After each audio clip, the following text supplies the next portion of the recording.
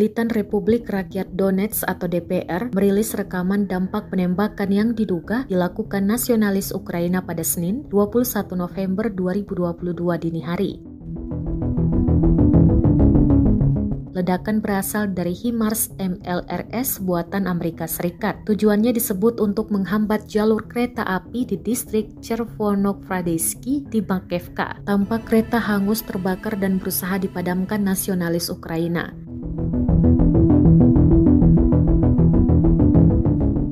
Namun tidak diungkapkan jumlah korban dalam insiden penyerangan ini. Rekamannya pun menuai berbagai komentar dari warganet. Sebelumnya, Zvezda menunjukkan bagaimana sistem peluncur roket ganda Tornado DPR menghantam target musuh jauh di belakang.